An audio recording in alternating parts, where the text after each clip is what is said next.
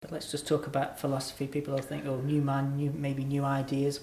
How do you see it moving forward? Is it a case of maintaining what's already a year in place and developing on that? Definitely maintaining. The continuity, I think, of message to our players is important. If I came in and just totally ripped up every sort of philosophy that we have, every training philosophy, every video, every sort of player's position-specific profile we have, straight away players become confused, staff become confused, and then you end up no further forward anyway. We've got a very good programme. I back our programme against any other academy in the whole country. And so that's a case of me making sure that is keeping on going and we keep evaluating it. Can we make little tweaks here and there?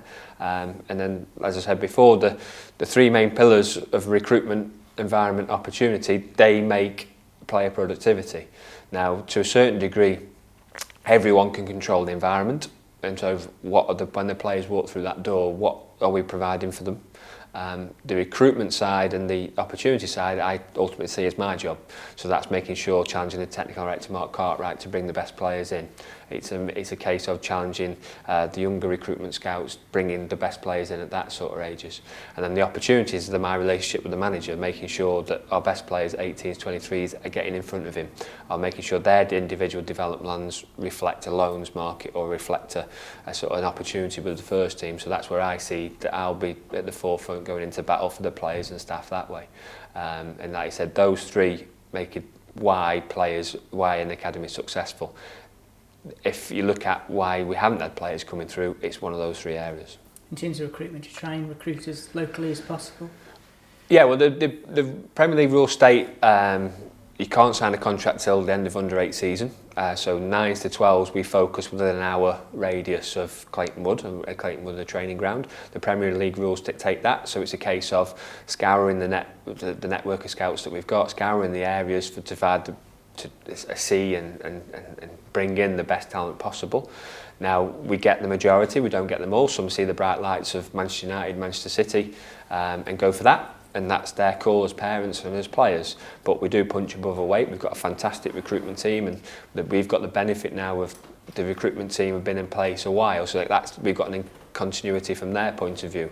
I was fortunate that I could set that up when I first came into enter position as the lead foundation phase coach. I sort of set that network of scouts up, and so the guys there you can trust, and they know they're out and about every single weekend looking for players at grassroots level to bring in. So that's where our main focus is. And then as you progress through the ages, we keep looking locally, 13, 14, 15, 16. We keep looking there. Obviously, as you get older, the talent pool's less and less and less because people have gone their different pathway routes.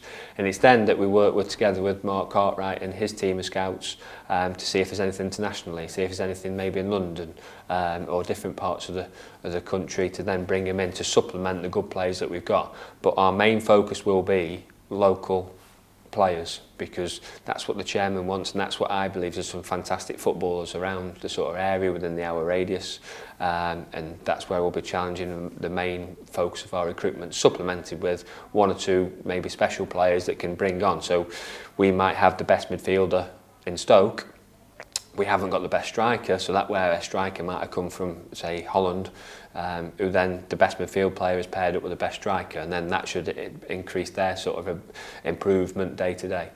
So that's how sort of the recruitment focus works. In terms of style of play, you already play an attacking brand as it is, but with a new manager at first team level, is there an influence that will be drip fed down sort of thing? There has to be an influence, and the closer the players are to the first team in terms of 18s, 23s, the manager will have more of an influence, because if he wants, say, a centre back and he wants to play a certain way, if he's going to straight away be thrown in front of the first team, he has to be able to play the way the manager wants. But likewise, lower down, because of the length of time that might be, sort of, as you've said, the under-9s, for example, it's a long time before they might be in front of the first-team manager. We have a philosophy that's sort of principle-specific. So he might be tactically flexible. So as he moves up the age groups, he's then able to play what might be in focus or what might be the manager want in 10 years' time. It might be the Nathan Jones, it might not. So if we're doing our job as development coaches, we're providing a programme that's got a wide range of sort of technical development, tactical development. So whenever they get close to the first team, they're ready for whatever that first team manager wants. But the first team manager will have an input on the loan system for players, an input on how he wants the teams to play likewise, so they are ready to go into the first team. That's not to win a game. That's not to say we want to win the league. That's to say that the players are comfortable, should they get the opportunity to go in front of the first team, to play how the first team manager wants. Like I said, but the academy philosophy has been in play quite a few years now. We're constantly evaluating it, but it is, I say, on the front foot. It's basically front foot football. That's in possession, being expansive, playing forward, running forward, being creative to situations, out of possession, is getting the ball back quickly as possible, in sort of layman's terms, and those messages are emphasised from the top all the way down. For those players that are already here, perhaps at maybe under 18s and under 23s, is it then a case of maybe coaching them slightly to be able to move into that first team environment and not find it daunting? Yeah, it is. I mean, we develop players constantly, technically, tactically and psychologically. So we do a lot on workshops on leadership skills, communication skills, because ultimately when they get across to the first team, you don't know when the opportunity is going to come. Yes, we have development plans for them, so it's scheduled in that they might go out on loan first, enter the first team. It might just be the manager wants to centre back. That's the only what the transfer window's up. The only centre back fit and available is in the under 18s. So he's got to be able to step across there. So we do a lot with them about dealing with that situation.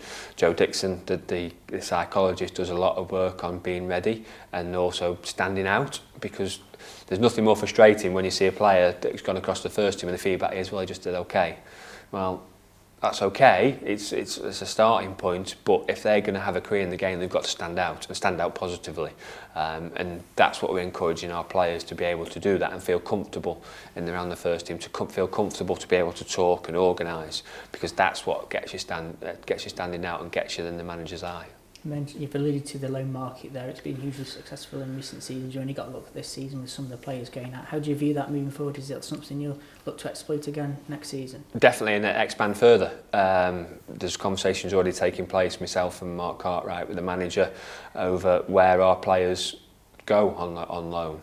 And because we are being successful, because we are having a lot of good young players coming through, the manager's not going to play 8-9 straight away in the first team, so the best thing for them is a loan. And we're looking at league clubs, we're looking at all varying sort of clubs on the sort of pathway and in the Football League pyramid, to see what's best for them, what style of play might suit them at a certain club, what style of play might suit them at a different club, to make sure they're getting the maximum opportunities of what they need. Likewise, we're exploring how the under 18s might exploit the non-league loan system. So we have 3 players out at Market Drayton towards the end of the season at under 18, so we're looking at how we can increase that links and having more players out on loan, because it provides a different challenge, and a challenge that you don't always get at academy football, in terms of a bit more aerial tactics, a bit more physical, dealing with the man's environment, because it's different. It is completely different to what the players are used to. But like I said, if we're doing our job as an academy, we're providing a wide range of opportunities in the hope of developing our players. So when that opportunity does come, they've experienced a man's dressing room, they've experienced different tactics, they've experienced a long bus journey that takes 3 hours, and they've got expected to play at the end of it. All little things that sometimes I think better taken for granted, that the players have got to go through, and they've got to learn, and they've got to be able to deal with, because that's all the side that can make or break a player.